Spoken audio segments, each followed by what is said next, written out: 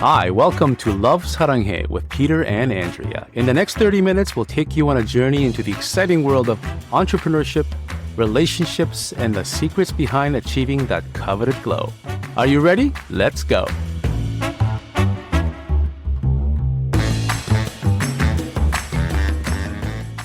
Welcome back to another episode of Love Saranghae with us, Peter and Andrea.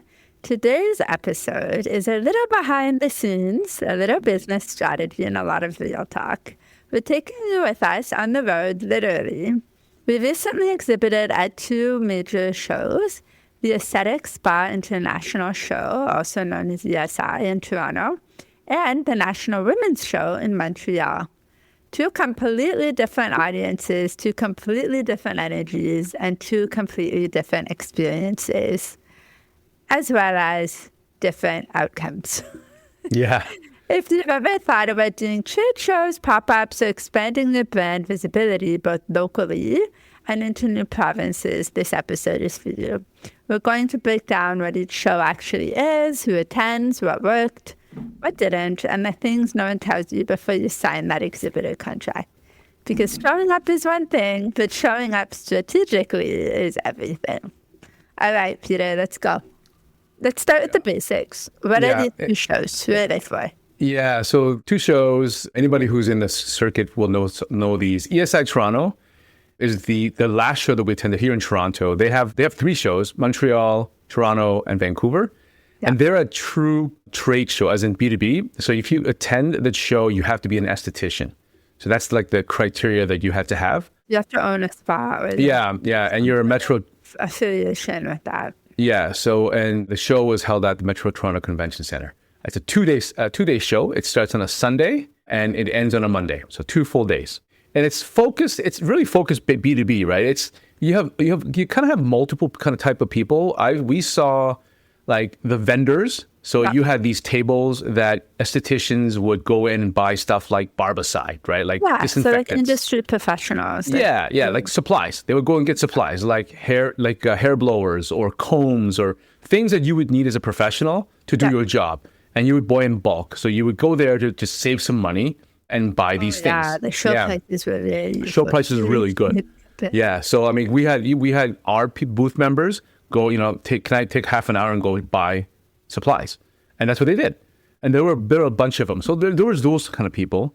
There were people like us, brands that were starting out. There were skincare, hair, nail, anything that had to do with aesthetics in the spa world. And then there were the big guys. The big guys would be like, they would take over. If our booth was like a 10 by 10, 10 foot by 10 foot, these guys would have like 40 by 40 or 80 by 80. Like Dermalogica, for example. Or big brands. Like Eminence. But there were also guys that did equipment.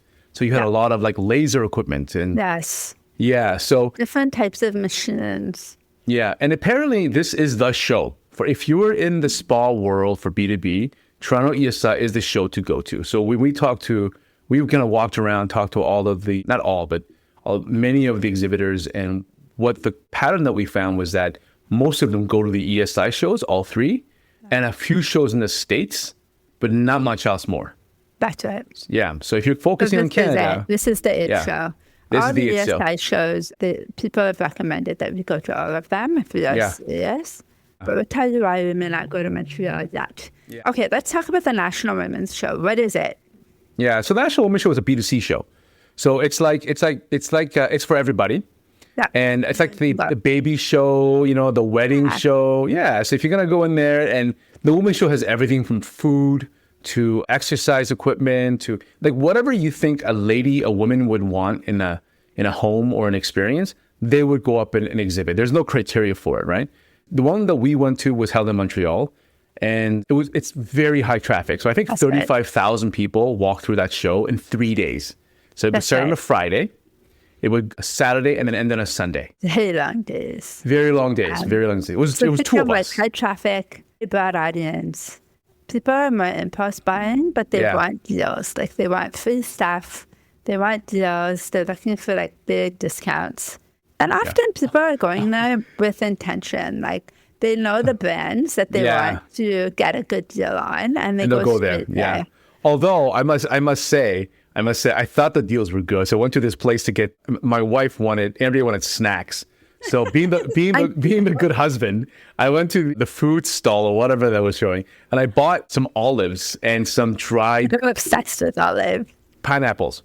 Because my wife Andrea loves olives, so I bought those two. And when they ring me out, it was like $90. I'm like, what? I think this was a deal. I think it's like $120. Yeah. For pineapple, like a package of pineapple and a package of olives. And Peter is so embarrassed to say no, put it back. I couldn't say no. I'm like, okay, I'll take it. I'm like, oh my God. Raise our food for the day. And then because it was so expensive, we brought it back to the hotel. We put them in the refrigerator and we ate it like for 3 days.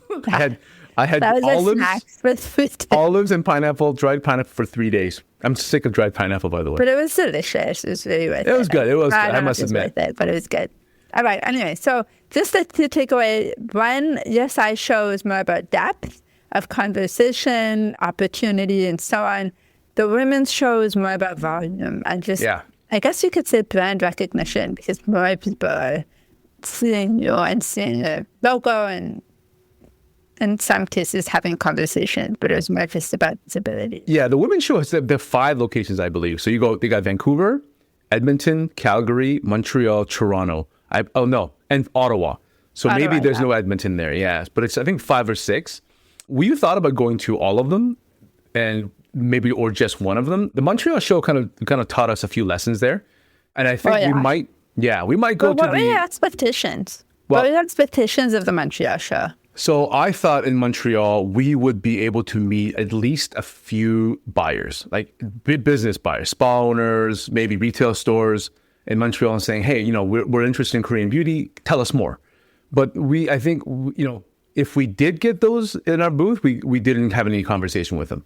One of the things we noticed at the show was that the skincare brands that were there were only skincare brands that serviced Quebec. That's right. There was no national brands out there. There was no international brands there. Just Quebec skincare brands and us, a Korean skincare brand. And obviously they all spoke, and all of their literature were in French. Ours was English. That was one of the expectations. We did an event in Montreal a few months ago in November, and it was a very successful event. So we just arrogantly assumed that if we went to the women's show, it would be the same. And it was not. So what we learned is that the Montreal Women's Show is really more catering to the local community, the local businesses, the local audiences. Yeah. And people really want to see French, and they want to see French, and they want to, whether or not they can communicate in English, they don't want to. Yeah, so I didn't know that. Well, there's 2 things too. Maybe they kept asking 2 questions. Are you located here? What can I buy you here in Montreal? Yeah. Right? And are you local? Not even Canadian. Are you local? So they were asking for, what I think they were asking for is, can I buy you retail? I don't really want to buy online. I don't trust online brands. And 2, do you have local presence? Like, I want to buy local. Well, I think which actually is quite cool. Like the fact that they support their own local brands, I'm quite impressed by that. Yeah. I think we should do more of that here. But we just were not prepared for that. And that is something that we learned, is that when you're going into a city, a province, or a country even, we really need to understand who the customer is and how they buy, who they buy from, and how they interact, like how they want to interact. It's not even how they can interact, it's how they want to interact. Absolutely. And you have to be prepared for that. So that means reprinting your signage. That means reprinting your flyers and brochures.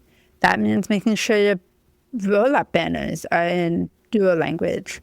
Maybe your products are not in 2 languages, but maybe that's something to consider if that's an option for you. But you really need to be aware of the place that you're going to and really understand that demographic and how they purchase. Yeah, exactly.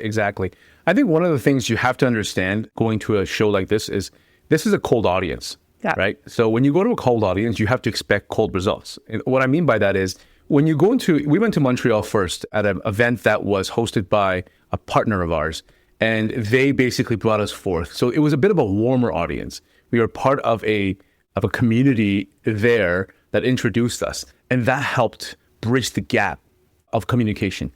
Montreal Women's Show was a cold audience. There was no relationships, There's no referrals. introduction. There's no... So one of the things that we learned was that no matter how great we think the brand sounds, no matter how popular Korean skincare could be, all of these things could be all true.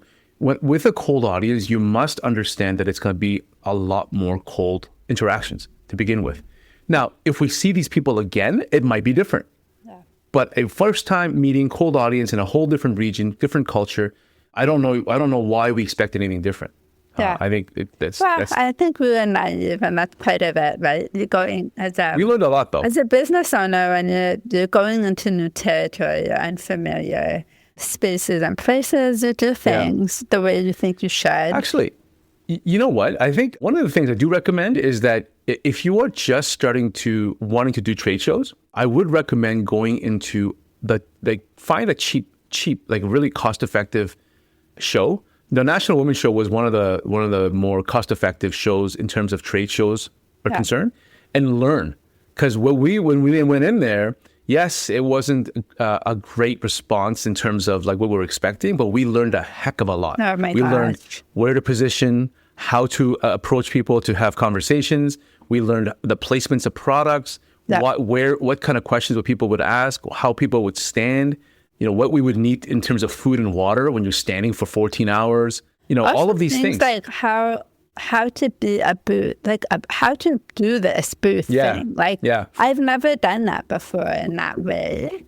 And so it was interesting. Like, I didn't think I'd be so aggressive, but so Andrea was great. I did too. I was like... So one of the things we learned was the first women's show, we stood there, right? Like we just kind of stood there, like we do with all the other shows, the referred shows, the communities. We just kind of stood there and expected them to come, and we'd have a conversation. But that didn't happen. Nobody stopped. They kept just going, looking at the booth, and kept going. So Andrea and I were like, what do we do? So we just stepped out with a snail mucin serum and said, hey, would you like to try some snail mucin? Or we just said, would you like to win a gift bag? Yeah. So we would just go up and just ask them a question.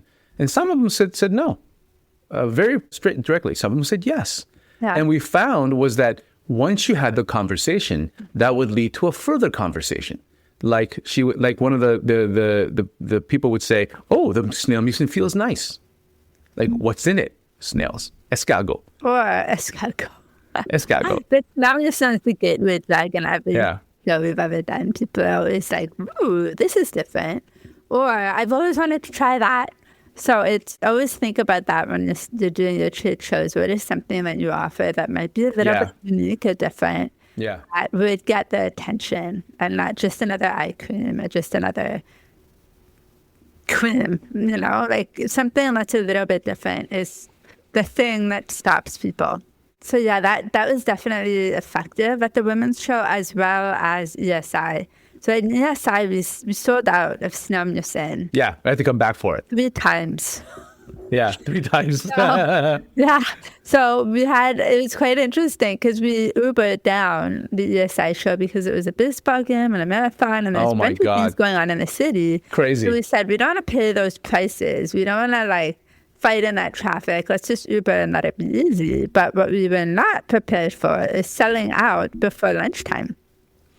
I had to take an Uber back to our office to get inventory and then come back down in the car because we took the Uber down to the show in the first place. We didn't think we'd need extra inventory. And then we had to do it twice. So yes, that was unexpected. Good problem to have. Good problem to have. And snail mucin was the gateway drug. That was a hit. So I think those are the things that really worked for us, is to be aggressive in a way, like not be shy. Don't just sit in your booth and talk to each other. To be out of the booth and to be inviting people in with something that is of interest. It's, sign up for a free chance to win $200 worth of skincare, or sign up and get a free skincare bag, or try a snail mucin. You've got to be aggressive. You've got to be aggressive. And look, you need to be, not only, you got to be aggressive, and you need to make it easy, right? So I met a contact, a Korean skincare manufacturing provider, nice couple, but they weren't taking credit cards. They were only taking cash or email transfer. And as I was standing there, talking to the owner of the booth or the owner of the company, I could see people just kind of like saying, "Oh, well, okay, I'll come back." They're not coming back because it was not easy for them to do a transaction. So and not a lot of people had cash. So you have to have the ability to do both. Some people only wanted to pay cash. That's right. Because no tax and better deals. And some people only could pay by credit card. So you have to easy to do both. Email transfer, none of that works here. No, don't do that. None of that works here. Yeah, don't do that. Yeah, that's small French fry stuff, and people are not interested in standing there, opening their bank account and trying to figure out how to transfer to you. Yeah. I think that's actually the biggest takeaway is make it easy. And that goes for how to work with you, that goes for the purchase, that goes for how to contact you.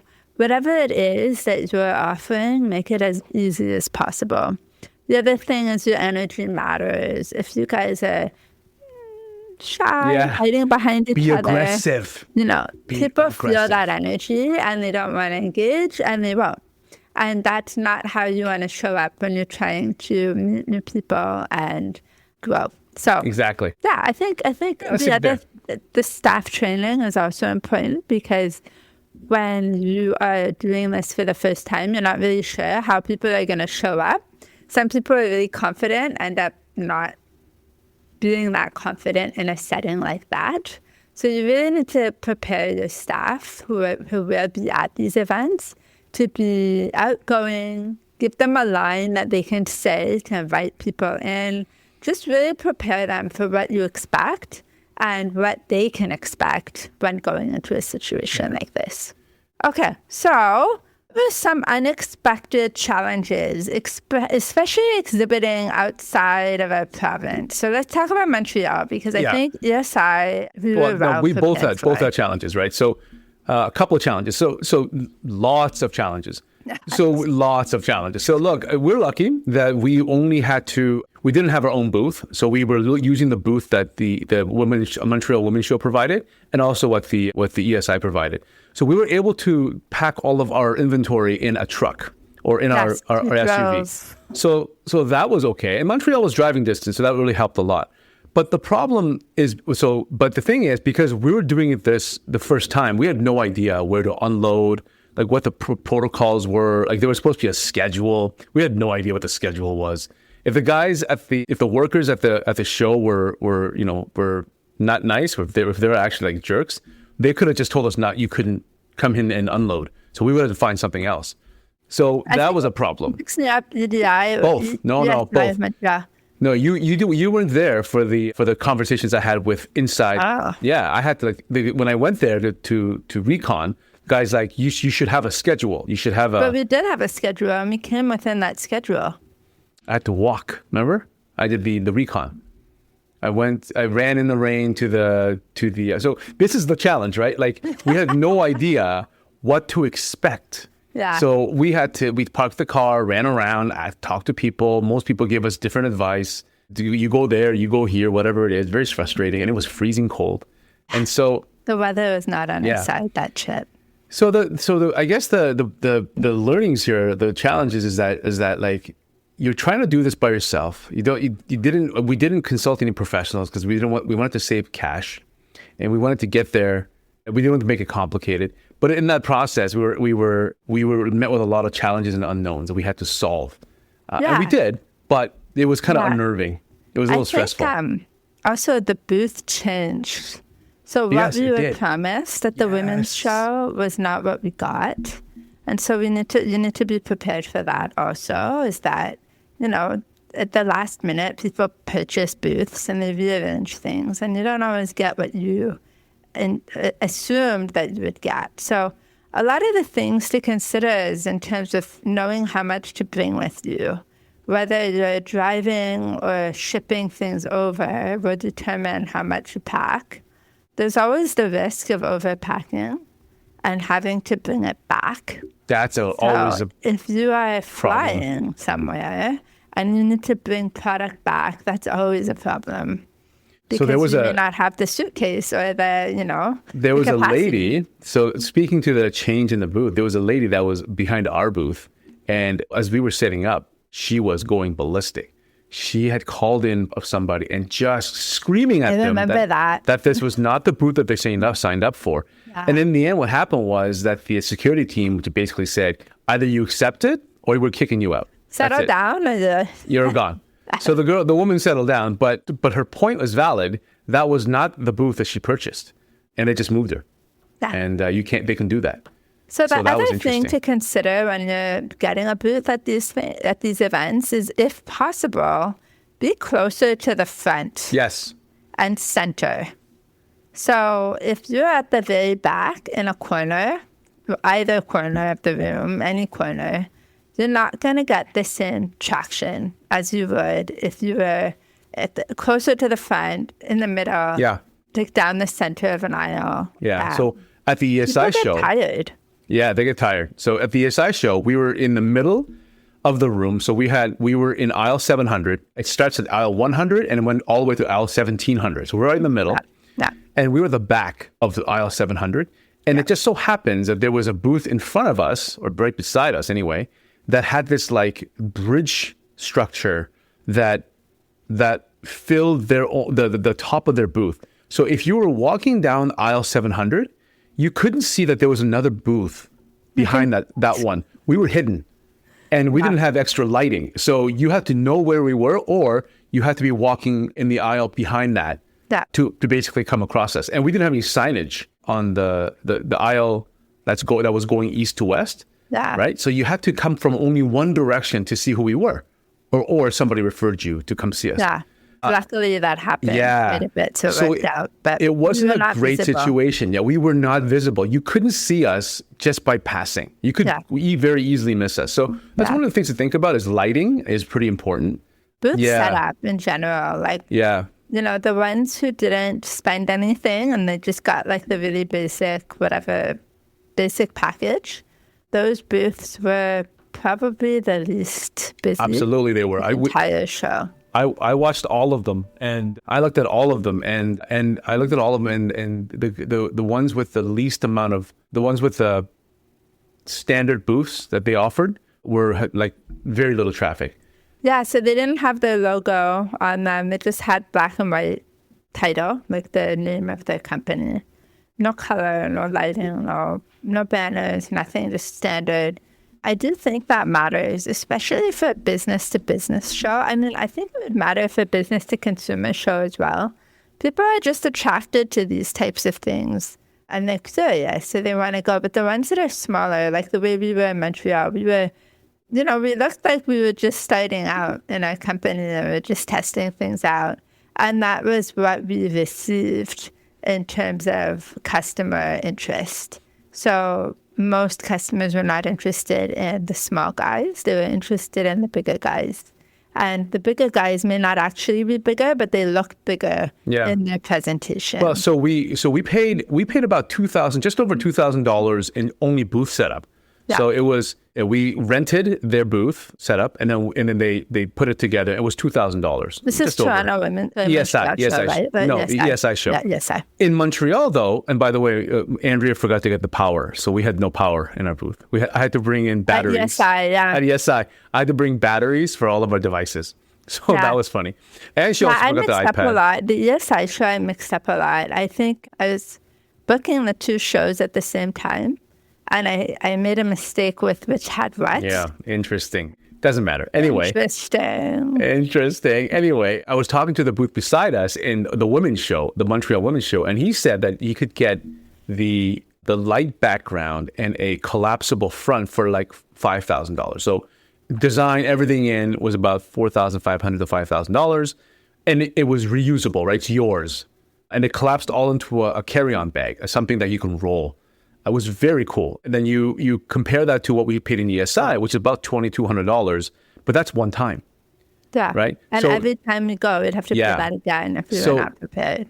So when you're doing the trade show, a show like this, and you think, okay, let's just use local facilities, and you can, but consider that if you're going to do this long-term or multiple times, you consider investing in a booth that highlights who you are, that kind of uplifts your brand, because it might be worth that extra $2,000 just to spend and reuse over again. Because right now we have to now get our own booth And all the money that we spent on the booths on the National Women's Show and ESI are kind of like sunk costs where we can't get that back. But I don't regret it. We learned a lot by doing this thing. And we didn't know. We weren't sure what show. And even still, there are much learnings to be had. We know now which business-to-business shows we need to be at. We're still figuring out the business-to-consumer shows as to whether or not it was just that we were in the wrong province for our type of brand at this point in our relationship building, or whether it really was that they are not interested in brands that are not local to Quebec. So that is something that we'll learn over time as we grow. Yeah. But just some things to consider when you are going out of province or out of country. You want to think about logistics, packing, how much to pack, how will you bring things back, booth setup differences between shows. All signage should be the two languages, English and then the language of the province or country that you're going to. Maybe that's obvious, but we didn't do that. The other thing I want to think about is the language barrier. Are there people on your team who can communicate with the people who live and work and play in that area? That's a really important factor, that Peter speaks French, but not well. And he wasn't able to keep up with all the conversations. And no one else spoke French in our booth. So that was something to consider if we did do a Montreal show again. And also different consumer awareness levels, pricing sensitivity varies. Like there's so many things you really want to know before you go.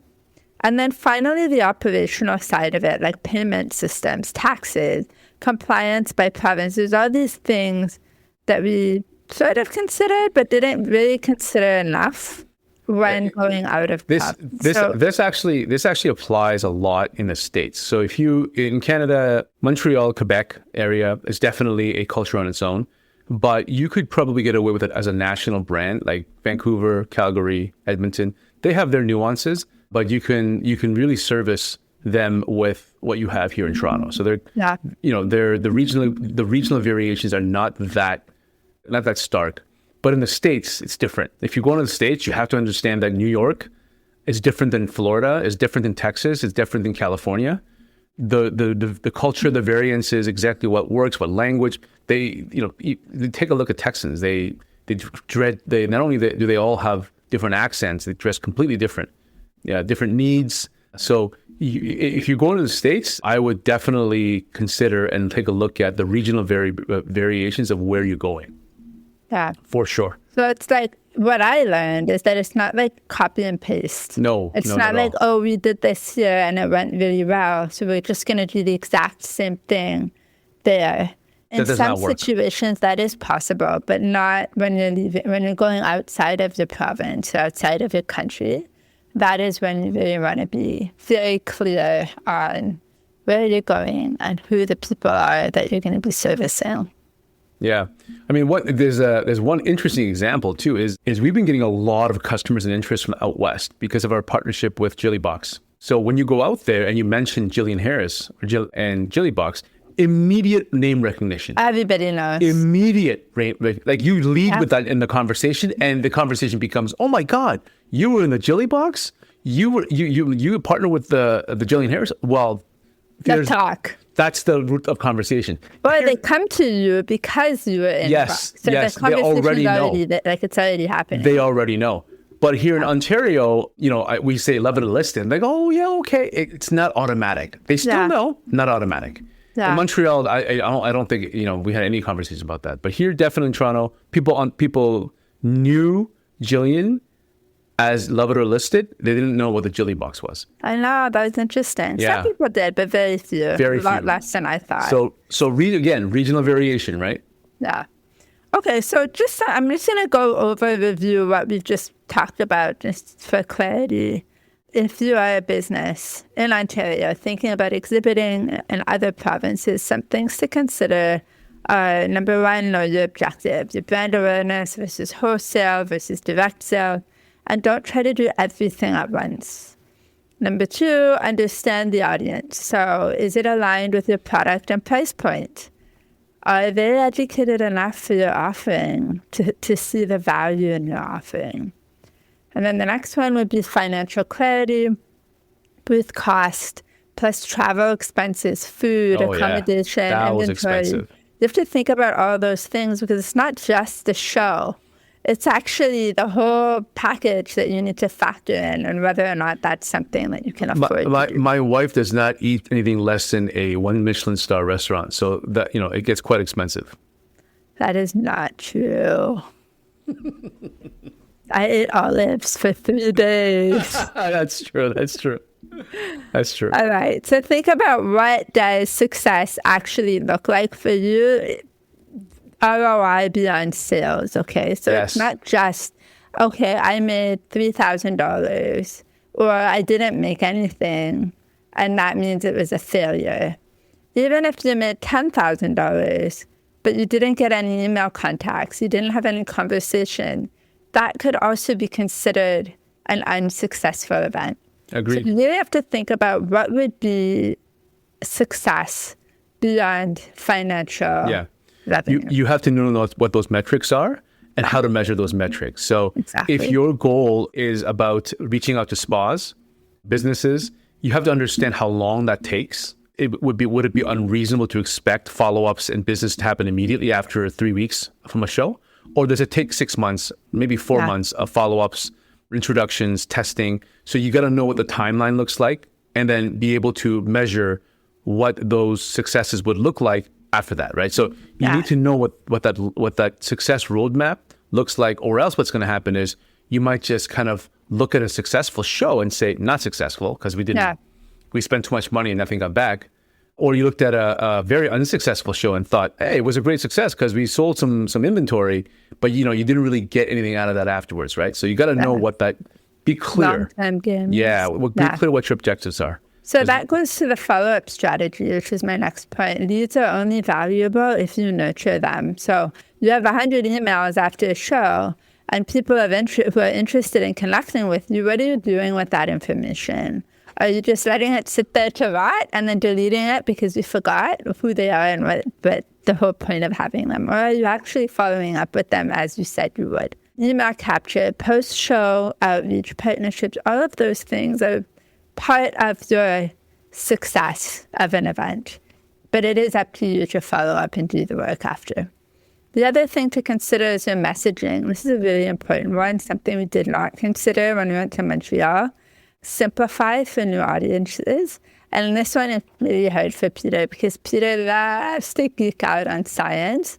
And some people are just like, I just want to know what's going to get rid of my wrinkles. And he's like, feminist. No, I'm like, well, listen, there's a simple answer and there's the right answer. Which one do you want? And so you really have to know that messaging and who you're talking to determine what you're going to say. But yeah, so just based on region and awareness, and is it targeting the area exhibiting? So messaging may need to actually change depending on who you're speaking to. Think about the language. Think about the banner signs. All of that needs to be at least in English and the language that you are exhibiting in.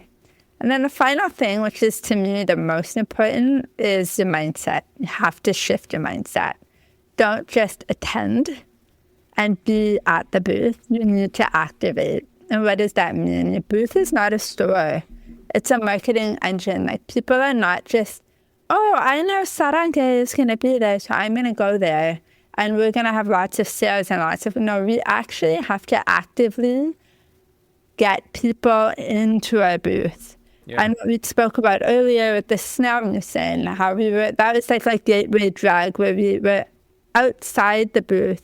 We weren't having internal conversations. We were externally facing. We were holding up a sign or holding up the snail mucin. We were really actively trying to create opportunities for people to engage with the product and with us in a way that will give us the best chance for sale. Yeah. I mean, that was the most important thing. Yeah. That is the most important thing. And also, last thing, be okay with no. Exactly. That's a big one. And I didn't think I would be so okay with that. But I got so many no's. Especially in Montreal. Phil, Amanda's husband from Grind, he was like, every no gets you closer to that yes. And I was like, no, that's true. So whenever there was a no, it was like, okay. Or we joked about it if it was a very rude no. We got some of those too. Well, I mean, like in Montreal, definitely a lot of no's. And we tried different things. But eventually some of the no's became yeses. And we found out what worked. And what was more impressive is that we've never done this before. So we went out there and we just simply tried things and see what worked in English when it was very obvious to me that they didn't want to speak English to us. So the fact that we even got any kind of interaction at all was a miracle, right? Miracle. And we made the best situation as possible. We learned from that, went to the ESI show, a lot more yeses at the ESI show. A lot more people who said no came back afterwards to talk at the ESI show. A lot more interesting conversations at the ESI show because aestheticians, spa owners, they already know, or at least they're interested in talking skincare. Yeah. So that was very interesting. But the point is that we learned at the Montreal Women's Show, we kind of cut our teeth there. We understood that getting a no was closer to a yes. It's not the end of the world. In fact, even through the no's, at the end of the day, there was no difference in our moods. It was like, we had a good day. Let's go eat. We enjoyed we enjoyed our xiaolong baos, our Chinese soup dumplings at Chinatown in Montreal. And the same thing here in ESI. Every no was just like, okay, like you're not interested? That's okay. We'll talk to people who are interested, right? For people that you're connecting with, to really feel your authenticity and your warmth, and to feel that you're genuine. And when they feel that, whether they want to buy from you or not, it becomes irrelevant. It becomes a relationship, and it becomes a feeling around, I really like this person. I want to spend more time with them. I want to learn from them, or I want to do business with them. Or I just want to stay in touch because I think they're cool. It has to be genuine. And it's not just about, here, buy this. It's really about the story, the messaging, the real feeling towards what you're selling and the person that you're selling to. So it has to feel aligned. So if you're listening to us right now, that means you're interested in either going to a show or exhibiting a show, or maybe you just want to hear us talk. Who knows? If you have any questions about going to these shows, please reach out to us and let us know. And we're happy to give you information and share with you as much as we can. Also, if you are a veteran of the show circuit and you want to let us know about which shows we should be going to, then please let us know. And we'll take a look at those as well. Because we are learning alongside you. Yeah, we are planning to go to the US for shows as well. And, we're kind of starting from scratch. So can you let us know? And we're happy to oblige. That's right. Until next time. Saranghae. Bye. Bye. Thanks for listening to Live Saranghae with us, Peter and Andrea. If you've enjoyed this episode, leave us a review. Your ratings and reviews help more people like you find our show. Don't forget to subscribe so you never miss an episode, and share this podcast with someone you think would love it. Until next time, love yourself, love one another, and love the world.